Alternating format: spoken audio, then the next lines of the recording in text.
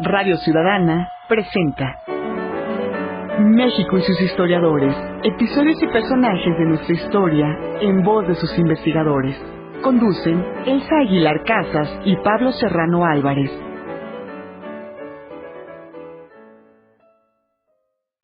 Buenas tardes, amigos y amigas. Les saluda Miguel Ángel Chávez Morales a nombre del equipo de producción de México y sus historiadores.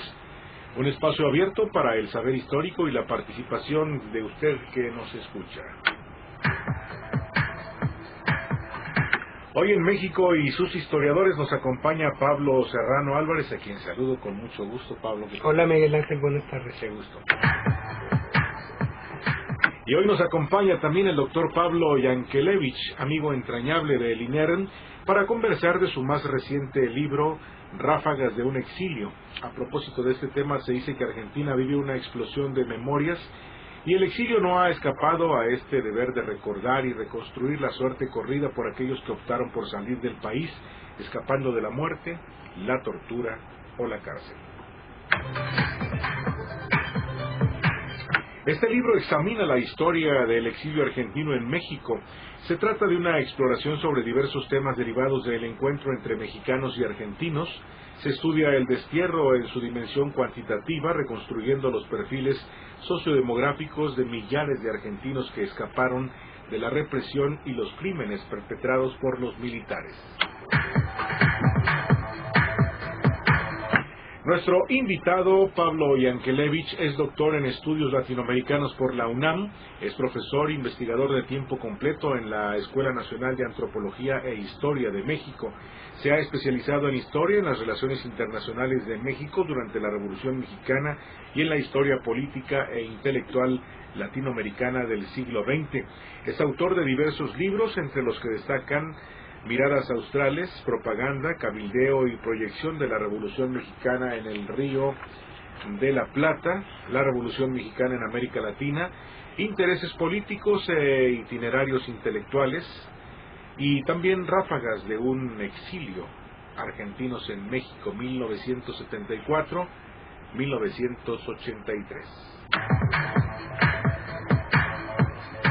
Y muy bien, amigos y amigas, los invitamos para que estén en contacto con nosotros, nos hagan llegar sus comentarios a los teléfonos 5604-8229, 5604-7926 y también la línea sin costo, el 01800-670-1680. Y bueno, además podrán ustedes ganar hoy uno de los 5 libros de Benito Juárez y Jesús González de Boris Rosen, si nos responden a una sencilla pregunta que formulará Pablo Serrano Álvarez. Así que bueno, pues comenzamos. Buenas tardes amigos, buenas tardes Pablo Yankelevich. Bueno, la pregunta es el nombre de la presidenta argentina que fue derrocada en 1976 con un golpe militar. Entonces a los que respondan ese nombre, pues se llevarán estos libros, ¿verdad? Pablo, de nuevo aquí en México sus historiadores, me da gusto que vengas para presentar este libro de la historia del exilio argentino en México, 1974-1983. ¿Qué significado tiene el estudio del exilio argentino en México? Bueno, ante todo, muchísimas gracias por la invitación. Me da mucho gusto volver a ver a Miguel Ángel y a ti, Pablo, muy buenos amigos. Mira, en realidad se dice, y efectivamente así lo ha sido, México ha sido territorio de asilo, de refugio de una gran cantidad de perseguidos de una buena cantidad de países en el mundo. Así es. Sin embargo, hay en el territorio de la historiografía, lo que hay es una enorme producción, muy justificada, en torno a uno de esos exilios, que es el exilio republicano español, que es el más conocido de todos, yo diría el más importante de todos, por la duración, por la cantidad de gente que vivió en México, por el impacto, por las inserciones de estos exilados en distintos ámbitos, etc. Pero hubo muchos otros, desde exilios diría yo, prácticamente desconocidos, exilios de norteamericanos en México, ¿sí? Exilios, por supuesto, de guatemaltecos, centroamericanos, franceses, alemanes, austríacos, chilenos, uruguayos, brasileños, etc. Bien, entonces, este libro se inserta en ese campo de estudios, que es un campo de estudios en torno a México como territorio de refugio de perseguidos políticos. Y en este caso creo haber concluido un libro que gira en torno a la historia del exilio argentino que vivió en México entre 1974 y 1983, cuando por un lado se produce una escalada de violencia política inusitada en Argentina a partir de 1974, que es cuando muere el general Perón, y es sucedido por una persona, que no puedo decir porque tú acabas de hacer la pregunta, y el golpe se produce en el 76 y la restauración del gobierno, un gobierno constitucional, se da en el año 83. Entonces es un exilio que corre a lo largo de 9 años. Pero además es un exilio generalizado en América Latina, porque unos se van a Venezuela, otros se van a otros sitios, pero el exilio en México adquiere un significado fundamental por la influencia en la cultura, en la economía, en la política, en la sociedad, ¿no? Sí, mira, es interesante. El exilio argentino se despliega sobre más de, diría, 20 naciones. En América Latina las más importantes serían, como tú dices, Venezuela, México, Brasil, un poco Costa Rica y Cuba, básicamente hablando muy grosso modo. Pero también hay en Estados Unidos, en España, en Italia, en Alemania, etc. Lo interesante, y como yo relato en la entrada del libro, en realidad lo que originó esta inquietud por estudiar el exilio fue un hecho verdaderamente casual. En el año de 1987, yo estaba en la ciudad de Buenos Aires y era un 15 de septiembre por la tarde y recibí una invitación para asistir al tradicional grito mexicano. Entonces esa noche fui al grito, y en el grito lo que vi en esa ceremonia fue un enorme auditorio universitario en la Universidad de Buenos Aires, con algunos miles de personas, todos gritando desaforadamente ¡Viva México! ¡Viva México! 1987. Entonces yo estaba de paso por allí y digo, bueno, aquí algo ha pasado, es un grito como un poco raro, es un grito que organizaron argentinos y que gritaban argentinos, y por supuesto estaba el representante diplomático de México dando el grito, pero los mexicanos eran una minoría. Entonces lo que originó en principio esta indagación fue qué sucedió en México como para que se gestaran vínculos y lazos de identidad y de afecto capaces de perdurar una vez que el exilio ha concluido. Es decir, me explico, la gente que se fue a España, a Italia, a Costa Rica, no mantuvo redes a la hora del desexilio, pero los que lo hicieron en México sí. Bueno, entonces esa fue una primera pregunta que yo me hice, pero entre esa pregunta y el libro que estamos comentando pasaron muchas cosas, porque lo que me di cuenta es que era necesario dar cuenta de muchas cosas, además de estos sentimientos de afectos, de encuentros, desencuentros de mexicanos y argentinos en México. Entonces, esa pregunta inicial se fue diversificando en muchas preguntas. Me imagino. Y el resultado de algunas de esas preguntas son las páginas que contienen. Claro, que además es un libro interesantísimo, amigos, publicado por el Colegio de México. Pablo, hay como dos etapas del exilio, de este exilio fuerte argentino, ¿no? Una que es de 74, donde arrancas, que entre 74 y 76 se dan una serie de leyes por esta presidenta, que no voy a decir su nombre, que ocasionan represión, persecución, encarcelamientos, torturas, y después viene el golpe, que es cuando ya es el colectivo que más se aglutina, que sale huyendo de la represión y tal. ¿Por qué estas condiciones entre 74 y 76, esta presidenta emite un conjunto de legislación, de reglamentos que ocasionan el exilio? Sí, mira, es una muy buena pregunta, porque por lo general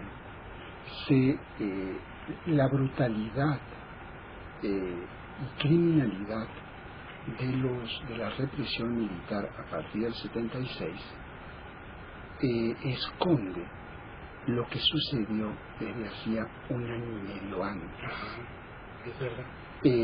Todas las referencias son a partir de 1976, pero resulta de que un año y medio antes, en aquel país se empieza a vivir una espiral de violencia al amparo de lo que luego se conocerá como terrorismo de Estado. Es decir, comienzan a operar bajo financiamiento del gobierno de esta persona, que no podemos decir su nombre, bandas paramilitares, escuadrones de la muerte, que sentencian a muerte a distintos sectores, dirigentes, políticos, periodistas, abogados preocupados por vigencia de derechos humanos, líderes estudiantiles, profesores universitarios, etc. Estos escuadrones publican listas públicamente diciendo quién va a ser fusilado. Y en el curso de los días esas personas eran asesinadas en sus hogares, en la calle, en sus lugares de trabajo, etc. Ese nivel de violencia bajo un gobierno constitucional, todavía no se ha producido el golpe, es el que origina un primer éxodo. Pero es un éxodo muy temprano. Exacto, es un éxodo que comienza, digamos, en agosto, septiembre de 1974, y el golpe será en marzo de 76, así todavía falta bastante. Pero es un primer éxodo como muy selectivo, es un primer éxodo de esta gente que está en la mira de los escuadrones de la muerte. La triple A que se funda en esa época. ¿Qué era la triple A? Lo que se conoció como la triple A o las 3A era un grupo, un ejército de criminales integrados por policías, fundamentalmente, financiados por un secretario de Estado que tuvo esta presidencia, que se llamó este personaje López Rega, que armaba y financiaba a estos grupos. Pero ¿cuál era el fin, Pablo? Porque, bueno, muere Juan Domingo Perón, asume la presidencia su mujer, ¿no? ¿No tenía el control ella? ¿O qué es lo que pasa como para que se funde este tipo de casi SS alemanas, ¿verdad? Sí. Yo diría que sus métodos eran bastante parecidos. Lo que sucede es lo siguiente: el peronismo, que llega al poder en 1973 y que ha estado proscrito durante 18 años en Argentina. Perón fue derrocado en el año de 1955, sale al exilio y vuelve al poder el peronismo a través de una figura de la cual luego hablaremos, porque estuvo exilado en México, que fue su delegado personal, el doctor Héctor J. Cámpora. Héctor J. Cámpora asume la presidencia del país en mayo de 1974, está en el gobierno solo 40 días, renuncia para llamar a nuevas elecciones en donde se podría presentar Perón como candidato. Perón estaba proscripto, no se podía presentar a Perón. Bien, Lo que sucede es una lucha en el interior del movimiento peronista entre sectores de derecha y sectores de izquierda, y en esa lucha quien pierde el poder son los sectores de izquierda. De tal manera que con la muerte de Perón, ¿sí?, la derecha de este movimiento peronista asciende prácticamente al poder, y las principales víctimas de esos escuadrones de la muerte son dirigentes peronistas vinculados a la izquierda. Entre otros de los condenados a muerte está el propio expresidente Héctor J. Cámpora, quien en aquel entonces, cuando él renuncia a la presidencia para dar lugar a elecciones nuevas en donde Perón se presenta a las elecciones, Héctor J. Cámpora es nombrado por Perón embajador de Argentina en México. Cuando muere Perón y sucede esto que acabo de relatar, él renuncia a la embajada. Pero, en paralelo, esta organización lo condena a muerte. De tal manera de que Héctor Cámpora, curiosamente, se convertiría en el primer exilado. O sea, se queda aquí en México. Se queda aquí en México. En principio se queda en México a vivir de odontólogo, porque él es odontólogo. Entonces él renuncia y se queda esperando ver qué pasa, porque si él regresa su vida no tiene demasiado. Finalmente, en una decisión que ha sido muy discutida, él decide a final de 1975, pidiendo de México, regresar a la Argentina. Y regresa a la Argentina porque hay una coyuntura particular en donde se espera, hay una llamado elecciones en algunas provincias, se espera que él pueda, digamos, como capitalizar un sector de una izquierda peronista que no está adscrita a la guerrilla peronista, sino a sectores, digamos,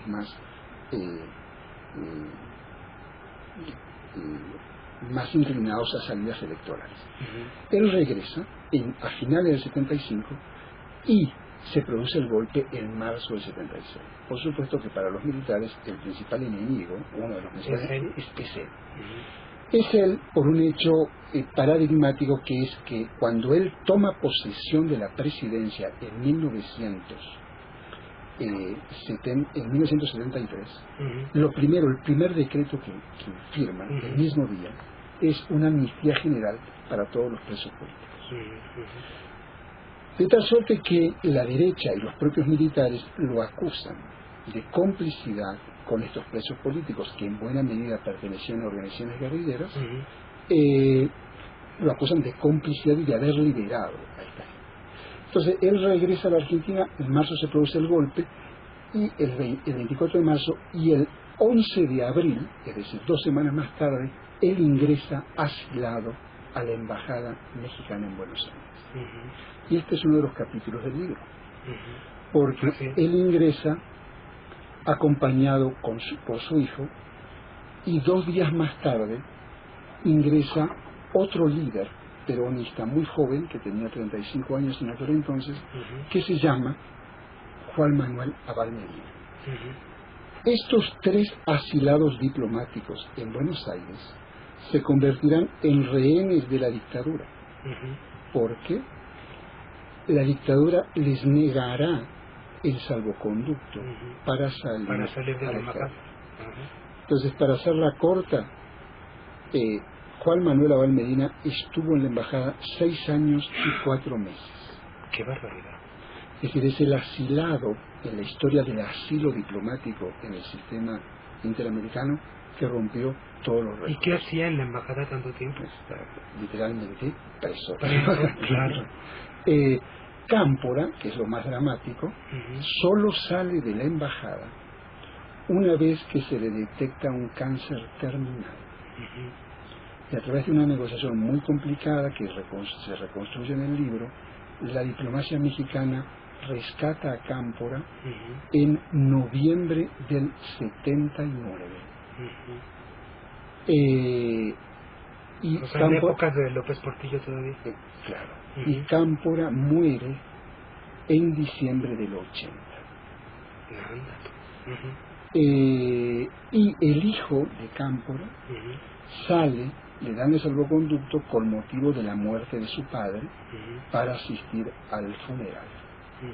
Entonces, Cámpora estuvo 3 años y un poco más, el hijo 4 años y meses, y el último, que fue Juan Manuel Abal Medina, estuvo 6 años y 4 meses, y ese salvoconducto se consigue porque a los militares argentinos, como te recordarás, se les ocurrió declararle la guerra al Reino Unido. Al Reino Unido.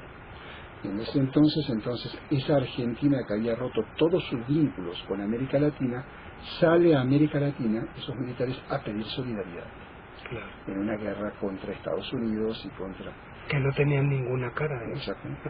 Entonces, ese canciller comienza a solicitar apoyo, y en el marco de esos apoyos interamericanos, México termina negociando la salida de Abal Medina, que sale en mayo de 1982. ¡Qué barbaridad! Amigos, llámenos, pregúntenle a Pablo Yankelevich cosas sobre los exiliados argentinos. Los teléfonos son 01-800-670-1680 y 5604-8229 y 5604-7926. Con sus historiadores. 4:21 seguimos. ¿Ya voy? Ay, perdón, me descuadré un poco aquí con el productor. Bueno, Pablo, estos son como casos primigenios. ¿Qué pasa con el colectivo que empieza a salir? Porque además, bueno, hay historias desgarradoras que yo mismo conozco desde hace mucho tiempo. Antes del golpe, a inicios del golpe, empiezan a salir. ¿Cómo? Bueno, eso también es una cosa que es difícil, que está presente en el libro, y es bastante dramático, porque estas primeras salidas que hablábamos antes del golpe es gente por lo general de un marcado nivel profesional. Así es. Llegan figuras como, no sé, el profesor Rodolfo Puigros, que fue el rector de la Universidad de Buenos Aires, que se convertirá aquí en profesor de la Facultad de Ciencia Política. Llegan figuras importantes del psicoanálisis argentino, ciertos cabezas de grupos de esta profesión, llegan periodistas, es gente así como muy selecta, un grupo, yo diría, de no más de 100 personas.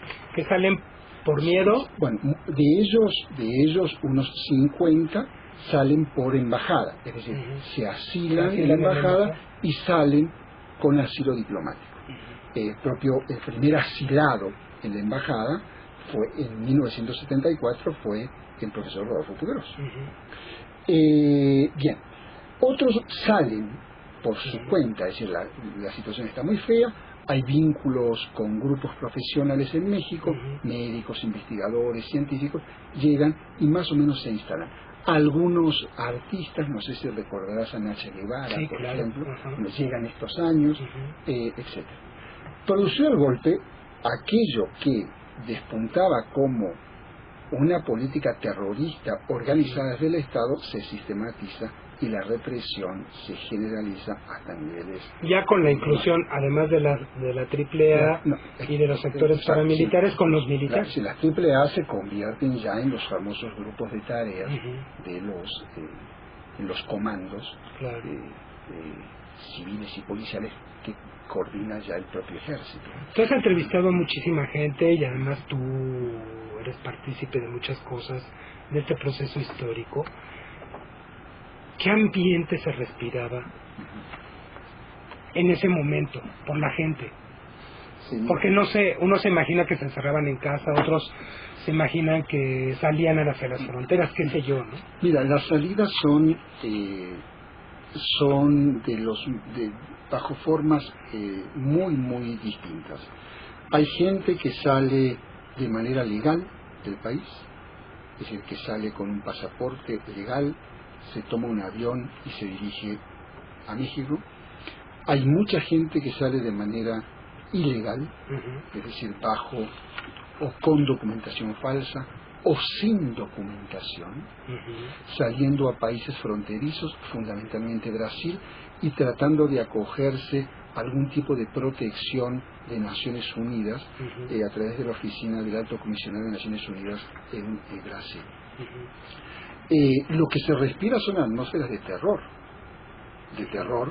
porque los propios aeropuertos están vigilados y las propias fronteras están vigiladas. Mucha gente cayó y fue asesinada en esos puntos fronterizos, ¿no?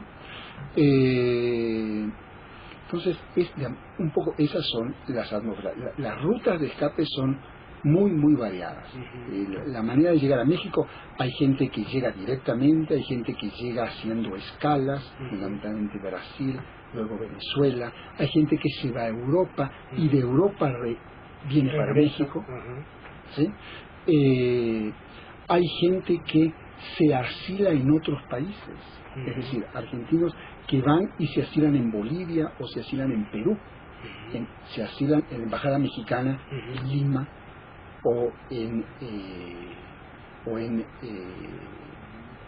el Río de Janeiro, etc. En el consulado del Río de Janeiro. Entonces, un poco esas son las atmósferas. Lo que se ve, para que te des una idea, y en esto los números sí nos ayudan mucho. Alrededor de 1970, según el censo de 1970, la colonia argentina en México registra unas 1.500 personas. Es una colonia pequeña, en todo el país. 1.500 argentinos viven. Solo en junio de 1976, en un mes, que son un par de meses después del golpe, llegan a México 800 argentinos. O sea que casi se duplica. Es decir, solo en un mes llega más del doble de lo que había históricamente, del stock que había. ¿Sí? Entonces, las series estadísticas nos permiten dibujar los flujos de llegada de esta gente, cuáles son los meses, cuáles son las cantidades y cuáles son los perfiles demográficos de estos argentinos que llegan. Y llega gente relativamente joven y jóvenes, gente, la gran mayoría en una banda de edad que corre de 19 a 40 años, que es una edad productiva y una edad reproductiva. Así es. De ahí el crecimiento y expansión de los argentinos en México. O sea, aquí hay una comunidad de hijos del exilio, es decir, de mexicanos hijos del exilio. Claro. ¿Sí?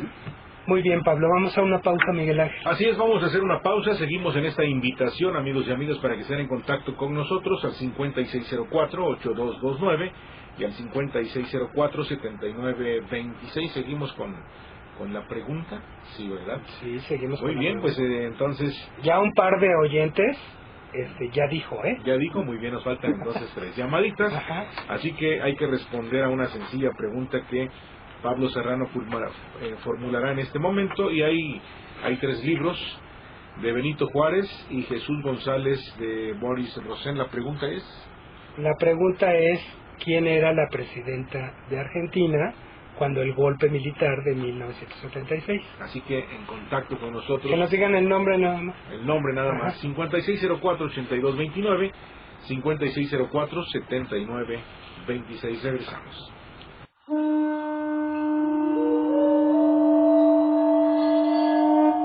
Radio Ciudadana presenta México y sus historiadores, episodios y personajes de nuestra historia en voz de sus investigadores.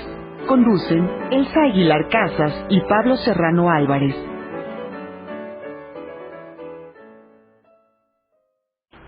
Son las 4 de la tarde con 31, estamos de regreso aquí en su programa México y sus historiadores. Ahora los invitamos a escuchar a los autores de los expedientes digitales INERM.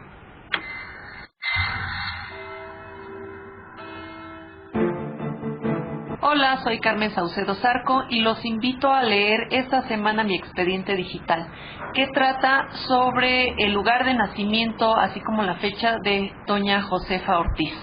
Espero que les guste, ahí podrán encontrar imágenes, documentos, e información que les será útil e interesante. Hola, soy Elsa Aguilar. Te invito a que leas mi expediente digital sobre las mujeres en la Revolución Mexicana. Conoce cómo participaron ellas, porque ellas también hicieron la revolución.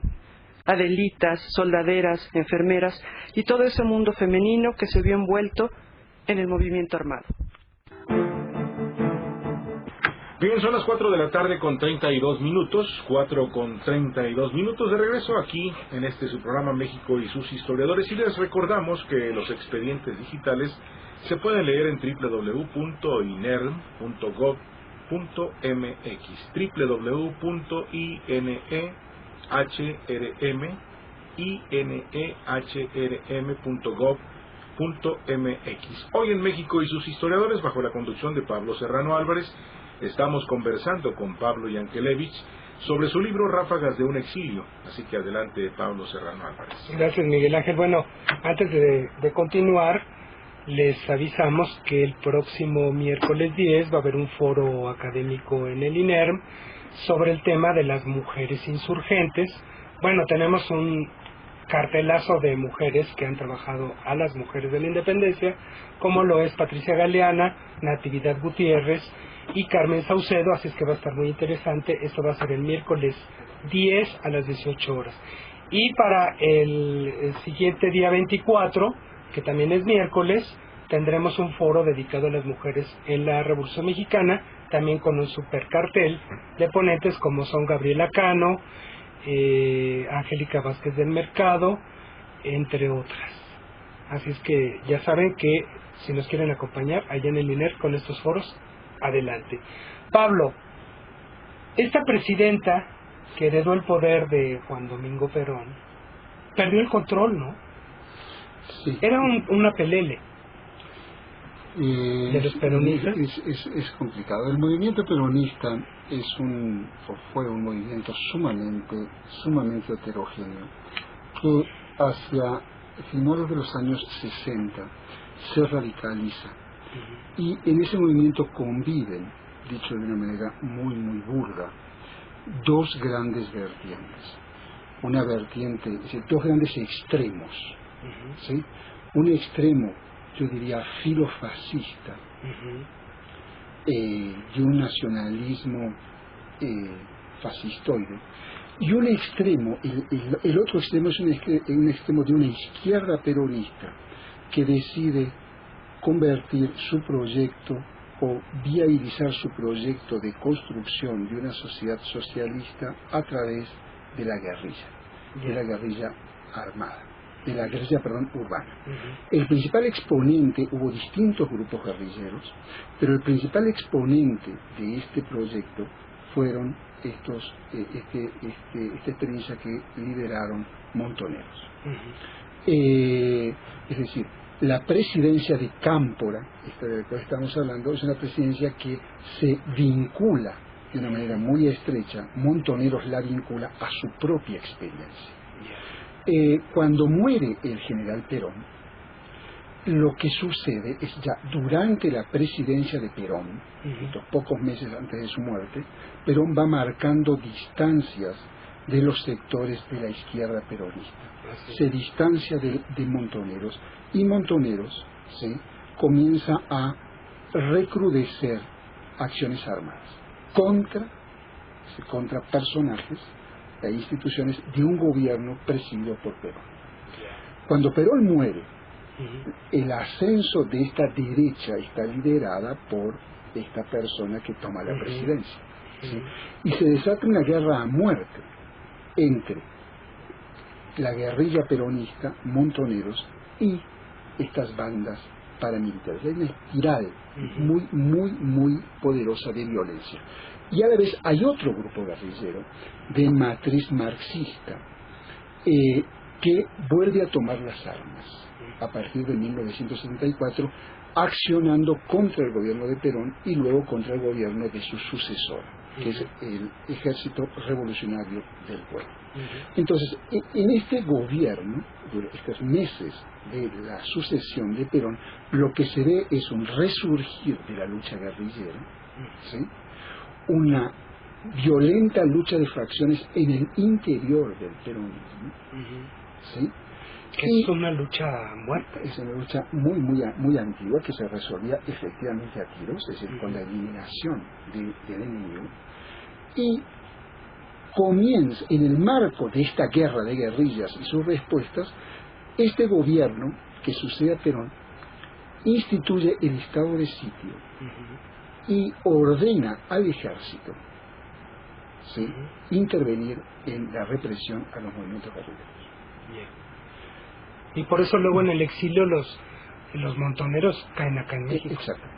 Es decir, el exilio mexicano mayoritariamente fue un exilio peronista y originalmente fue un exilio de matriz montonera. Pero el montonerismo comienza a desgranarse a partir de 1976, y entonces empiezan a fracturar, etcétera. Uno de los grupos más importantes de asociación del exilio en México, una asociación que se llamó Comité Argentino de Solidaridad con el Pueblo Argentino, COSPA, liderado por Rodolfo Puigros, este intelectual de primer orden, fue una organización vinculada centralmente a la estrategia montonera. Y la estrategia montonera era una estrategia que pensaba que la lucha continuaba en el exterior y que de hecho en el exterior había que prepararse para el retorno. Y México fue una base de operación de este grupo muy importante, con operaciones como las que en algún momento yo rescato en el libro, de intentos de la dictadura a través del envío de comandos militares para liquidar, asesinar a la dirigencia montonera en México. Esto, ¿y si lograron esos comandos? No lo lograron. Es una operación de contrainteligencia muy interesante que se llamó Operación México, y que yo en buena medida pude rescatar gracias a los papeles de la Dirección Federal de Seguridad. Que ahí están todos bien. Dirección Federal de Seguridad, que están en el Archivo General de la Nación, en la Galería 2 famosa, ¿verdad? Y que bueno, que es como una caja de Pandora que nos trae mucha información de este tipo de movimientos, ¿no? Sí, son los seguimientos y las acciones de inteligencia de la policía mexicana vigilando grupos. Claro. En este caso, un grupo extranjero. ¿Y qué pasa en las relaciones diplomáticas entre México y Argentina? Bueno, esa es una... Con este tema del exilio, porque los milicos o los militares pues odiarían, ¿no? Sí. Que se rescatara a los argentinos. Exactamente. Y bueno, las relaciones se mantienen casi en un nivel de semicongelación. Entre 1976 y 1983, México tuvo 6 embajadores en Buenos Aires. Pero estos 6 embajadores durante muchísimos tiempos ni siquiera estaban en Buenos Aires. Las relaciones estaban absolutamente enfriadas por el tema de los salvoconductos. Porque los militares prometían la entrega de los salvoconductos a estos 3 asilados y nunca los entregaron. Finalmente, el rescate de Cámpora fue un rescate dramático porque era un hombre que se estaba muriendo ahogado. Él tenía un tumor en la garganta y los militares le impedían asistencia médica. ¡Qué horror! Es decir, él iba a morir ahogado en la sede de la embajada. Entonces se tuvo que montar un operativo, bueno, primero una campaña humanitaria muy grande, se tuvo que montar un operativo en donde participó muy activamente la Cancillería mexicana, no solo su representación en Buenos Aires, para trasladar a Cámpora a un hospital bajo convenios o en respeto al convenio de Viena de extraterritorialidad, como si sectores de ese hospital estuvieran bajo soberanía mexicana. Es decir, se tuvo que hacer una intervención quirúrgica, se tuvo que negociar con los médicos, porque los jerarcas militares querían la absoluta seguridad de que a Cámpora le quedaban días de vida. Con la seguridad de que le quedaban días de vida, recién entonces permitirían su salida. Se tuvo que negociar con los médicos, indicando que pusieran que la situación era extremadamente grave, que quedaban días de vida, y finalmente Cámpora salió y como me dijo alguna vez un diplomático mexicano, dice, bueno, no obtuvimos el salvoconducto en tiempo como quisimos, pero sí conseguimos extenderle su vida 13 meses más. Bueno, y esto pasa con estos personajes, pero había salvoconductos para otro tipo de gente. ¿Cómo se negociaban estos salvoconductos? Ese es el asunto. ¿En qué consistían? En la embajada mexicana en Buenos Aires se asilaron 67 personas. De esas 67, solo no se entregaron 3, que son estas 3 personas. El resto se asilaban. La embajada mexicana negociaba con la dictadura, sobre todo con su canciller, la entrega de salvoconductos. Se trataba de, en muchos casos, familiares de víctimas, es decir, una familia que habían asesinado a su padre, no personajes tan públicamente visibles como este expresidente, etcétera. Pero así todo, fíjate que es interesante, porque si tú comparas la experiencia, casi son coetáneos, la experiencia uruguaya, chilena y argentina. En el caso de Santiago de Chile, en 1973, entran a la embajada mexicana en Santiago casi 700 personas, y se crea prácticamente un puente aéreo entre Santiago y México. En Uruguay, a partir del 76, entran más o menos unos 400 uruguayos, y en Buenos Aires solo 67. Claro. Que es interesantísimo, porque todos los demás llegaron por otras vías. Exacto. ¿No? Exacto. Que eso es una característica, ¿no? Ellos llegaron a México en buena medida como turistas, migratoriamente como turistas. Salieron como pudieron, se documentaron como pudieron y entraron como turistas. Claro.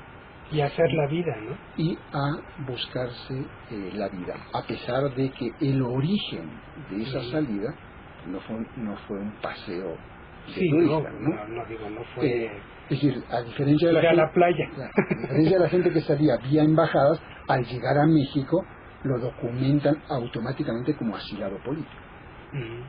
Pero la gente que llega por sus propios medios, migratoriamente, figuran como turistas. Claro. Bueno, y llega 1983, la caída de la dictadura, ¿y qué pasa con estos exiliados? Porque hasta la fecha siguen influyendo en la cultura, en la economía, en la sociedad mexicana, pero unos se fueron. Mira, yo el cálculo de salida no lo tengo porque no hay registro de salida. Es decir, hay registro de entrada y de documentación migratoria, pero si la gente se fue, el Instituto Nacional de Inmigración no tiene el registro de que se fue, porque inclusive se fue con su propio documento migratorio.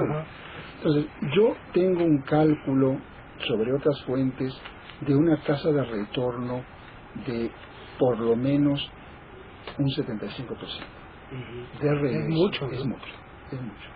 Es decir, más o menos yo computé unos 5.000 argentinos en México, y por otro tipo de fuentes, en muchos casos hasta cualitativas, calculo que en un 70%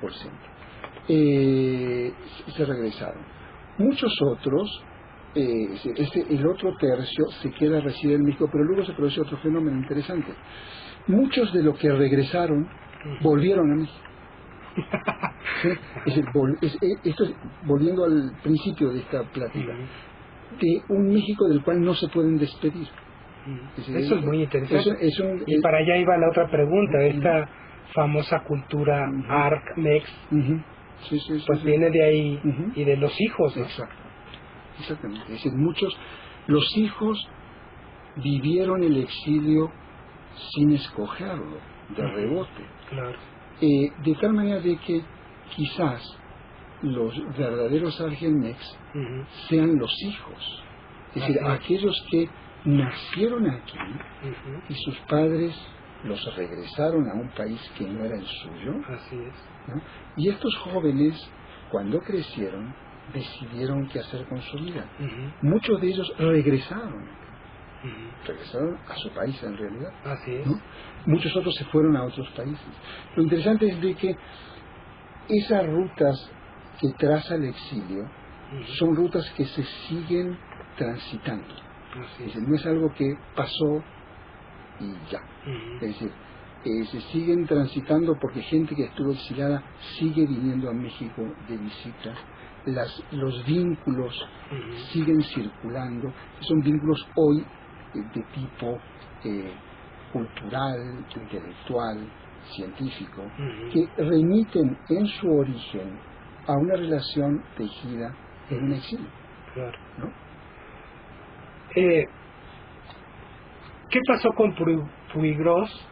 Pues fue profesor de la facultad, pero ¿siguió siendo activo en torno a los temas del exilio?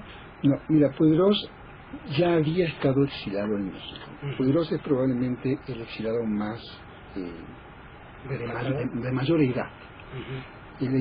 Puigros llega a México con 60 y pico de años. En un panorama en donde la gente mayor tenía 40 años, él ya había vivido en México en los años 60, exilado, trabajando en el periódico El Día,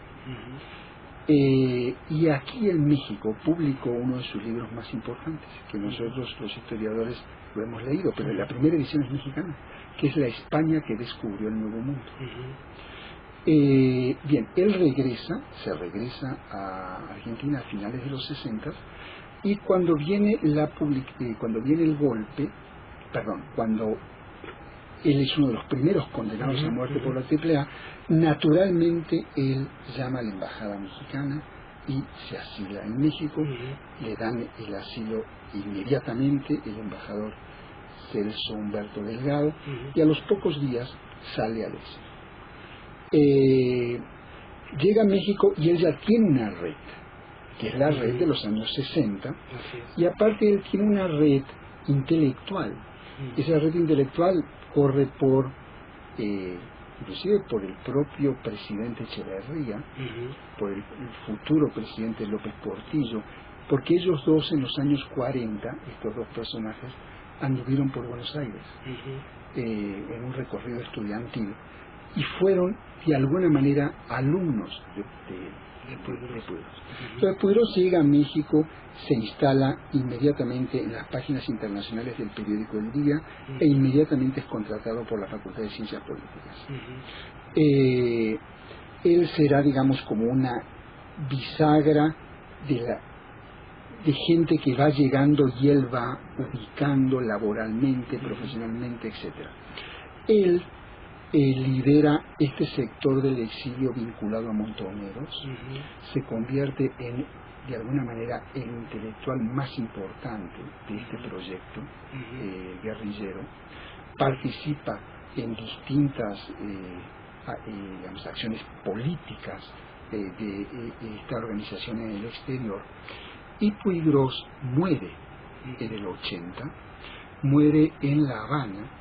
Él había viajado a La Habana a una reunión y fallece en La Habana. Pero el sepelio es trasladado, el cuerpo aquí, el sepelio se hace en México en un acto enorme, y luego su cuerpo, ya durante la democracia en Argentina, será repatriado allá. Es decir, Puigros es uno de los muertos del exilio. Claro. Es decir, es uno de los que... Y con un liderazgo impresionante. Impresionante. Puigros tiene más de 20 libros publicados, es un historiador muy, muy reconocido, pero con una apuesta política que fue esta apuesta guerrillera. Muy radical, además. Sí, pero independientemente de ello, independientemente de esta apuesta política, fue un personaje sumamente respetado. De una autoridad no solo académica, sino de una enorme autoridad moral. Así es. ¿Sí? Era como decir el patriarca del exilio. Bueno, ¿y los montoneros regresan? ¿O se quedan, se asimilan? No. Montoneros se va disgregando y prácticamente desaparece mucho antes de que la dictadura desaparezca. Montoneros se va disgregando porque hay una estrategia a partir del año de 1976 absolutamente militarista, de una idea de que era posible derrotar al ejército en el plano militar. A diferencia del Ejército Revolucionario del Pueblo, que fue descabezado en Argentina, Montonero, la dirigencia Montonero se exilia, sale al exterior. Esto le permite tener una visibilidad internacional muy, muy notable, y una imagen agigantada de un poder que no tenían. Y finalmente sus adherentes y militantes se van separando, y hay un intento que se llamó la contraofensiva, un intento de regresar a la Argentina a conducir esta guerra revolucionaria en el año 79. Empiezan a regresar comandos, y es, digamos, el acto más suicida que cometen, porque buena parte de esta gente que regresa es asesinada. A partir de esta crisis, Montonero se fractura en distintas versiones y desaparece. Como tal, desaparece al año 83, a la hora del retorno al orden constitucional. Como tal, la organización desapareció. Bueno, y quedó esta identidad del exilio. ¿Todavía se mantiene en lugares como Buenos Aires, como Córdoba? Mira, yo diría que no. No y sí. Yo diría de que en los primeros años del desexilio, es decir, el retorno comienza en el 83, diría que hasta finales de los 80, buena parte de las redes de apoyo, solidaridad, búsqueda de empleos allá a la hora del regreso, corren en buena medida por la gente que estuvo exilada en México, y se agrupan como tales, y reconstruyen espacios asociativos muy formidables. Se funda una librería Gandhi en plena calle Corrientes, ¿no? Como a manera de espejo de la librería Gandhi de acá. Este mismo libro se va a publicar en el Fondo de Cultura Económica de Argentina. Yo diría que en los primeros tiempos del desexilio sí, pero como tú decías hace un ratito, son las generaciones de jóvenes que pasaron su primera infancia en México, o que nacieron directamente aquí, digamos que su primera sociabilidad es auténticamente mexicana. Yo creo que ahí sí la identidad targelmex continúa, no ya en la de sus padres. Lo que sucede es que esos jóvenes hoy tienen la edad que tenían sus padres cuando se exiliaron. Claro. ¿No? Está interesante. Pablo, y me trajiste un nuevo libro que se llama Nación y Extranjería. Bueno, quiero decirles que Ráfagas del Exilio lo publicó el Colegio de México, está disponible en todas las librerías. Léanlo, es una pieza bastante interesante para entender a los argentinos en México. Pero ahora me traes otro libro que se llama Nación y Extranjería. ¿De qué trata este libro? Mira, esto es una compilación. Eso es una compilación, es el resultado de un proyecto de investigación financiado por el Consejo Nacional de Ciencia y Tecnología. Es una publicación que hicimos con la UNAM y la Escuela Nacional de Antropología e Historia. Es una compilación de ensayos de distintos integrantes del proyecto que tienen que ver con una reflexión y una investigación en torno a cómo fueron diseñadas en México las políticas migratorias hasta la Segunda Guerra Mundial, tratando de observar ciertas paradojas, ciertas ambigüedades y ciertas cosas sorprendentes.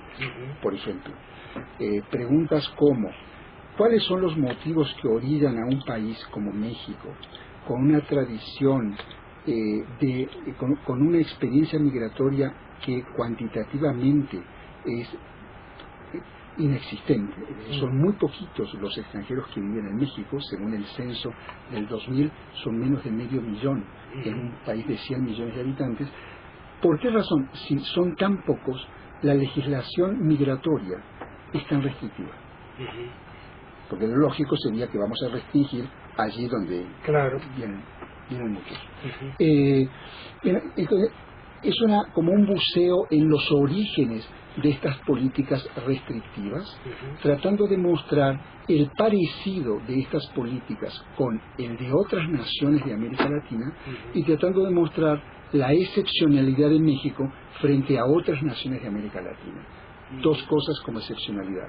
La primera, que la vivimos hasta la fecha y la seguiremos viviendo, que es el rostro de México como país de emigración, de gente que se está yendo permanentemente a los Estados Unidos, ¿sí? Y de gente que viene de casi todo el mundo, no para vivir en México, sino para pasar ilegalmente a los Estados Unidos. Y la otra gran excepción es que, a pesar de todas estas restricciones migratorias, México, toda la legislación migratoria, siempre ha tenido un capítulo atento a los exilios políticos. Es decir, se podían restringir nacionalidades, profesiones, etcétera, pero con una sola excepción. Si eras perseguido político, eras bienvenido a este país. Muchas gracias, Pablo Yankelevich, te agradezco. Gracias a don Fernando Román y a don Félix Zurita, que nos llamaron para comentar las cosas. Miguel Ángel, buenas tardes. Buenas tardes, nos vamos. Bueno, pues aquí la lista de los que contestaron bien, los que respondieron bien son José Chávez Manso, Fernando Román, Félix Zurita, Hugo Ortiz y Gustavo Munguía. Es efectivamente Isabel Martínez de Perón, que todavía vive, por cierto, en Madrid. Los que contestaron mal, pues es Josefina Cruz y Elsa Martínez, y como premio de consolación, bueno, le dan las loterías. Es que se tiende a confundir a Isabelita, que es la personaje de la cual hablamos aquí, con Evita Perón, que es de un periodo anterior y que fue la segunda mujer de Perón, ¿verdad? Pues bien, llegamos a la parte final, pásenla bien, los invitamos para que pasen a recoger sus regalos allá en Plaza del Carmen 27, en horarios de oficina. Y pues a nombre de todo el equipo, muchas gracias. Producción 660 Radio Ciudadana, enlace y coordinación del INERM, Salvador Castro, Manuel Compatitla, quien está ahí en el control máster musical y guitarra. Buenas tardes.